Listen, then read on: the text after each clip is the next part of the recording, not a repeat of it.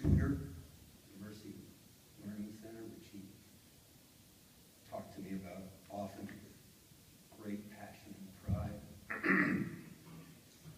Proud Irishman and good friend.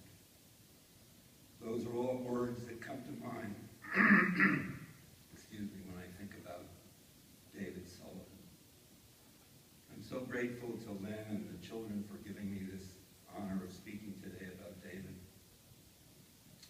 I knew him for well over 50 years as a tenacious litigator, member of the General Assembly for 4 years, and president of the Mechanics and Farmers Bank.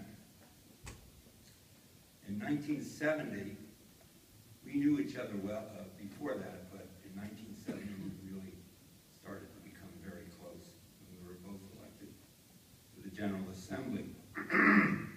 And we served under Governor Tom Meskel, a strong and outstanding leader who went on to a very distinguished career as a United States Circuit Judge, later became Chief Judge of the Second Circuit.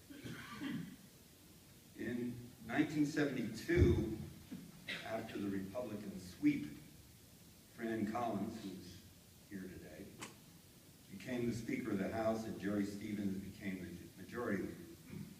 David and I were selected to join this new leadership team. It also included Mike Morano from Greenwich and Albert Portella from East Haven. Those 2 years were very exciting, and we accomplished a great deal, and I worked closely with David and quickly learned how smart and talented he was in the ways of the legislature.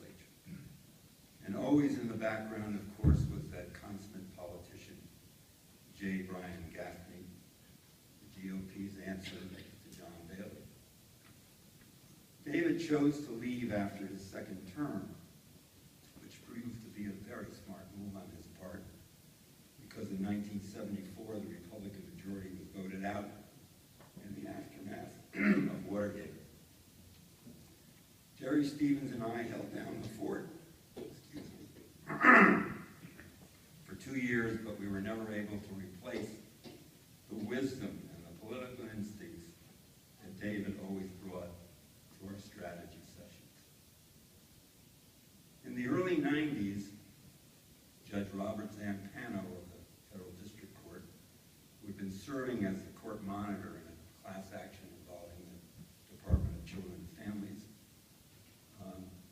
called me, and I was overseeing that case, and he called to tell me that he wanted to give up his position as monitor, and that I would have to find a replacement. I immediately thought of David. So I called him and I asked him to come to Hartford to have lunch with me, as we regularly did, so obviously he didn't anticipate what was going to happen. So over lunch I described the position and I offered him the job.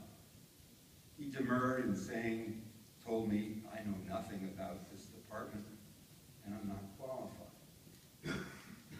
I insisted. You're smart, you think like a lawyer, you think like a politician, and that's what we need. And finally, he accepted. I relied on David tremendously, and I knew that he would always do what was right for the children who were the subject of the agency and who were often abused, unloved, and in need of shelter and care. And David oversaw that agency. He never backed down from the challenges that he encountered, and he was always extremely well prepared and passionate every year when he had to appear before the Appropriations Committee of the General Assembly, seeking to increase the budget of the agency for the coming year. Now, seeking to increase the budget was a role that David was not used to when he served in the legislature, but he was always successful. David and I lunched regularly and often.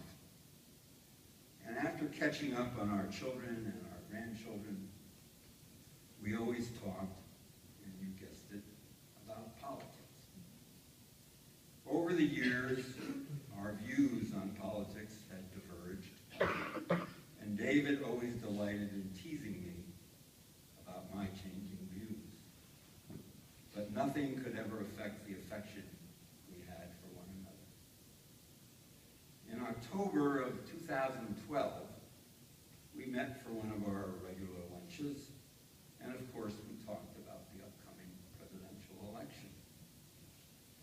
David was railing against the new health care law, Obamacare as he called it. He had just finished telling me about the previous Sunday when he'd gone to Mass with David, his son David, and his grandson, and how proud he was to be in church with him.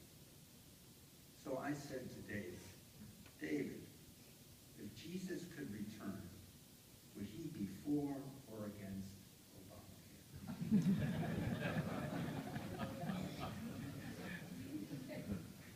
Puzzled, he asked me what I meant. I said, David, didn't Jesus preach to his followers that they should feed the hungry, clothe the naked, and heal the sick? Don't you think that Jesus would be for Obamacare?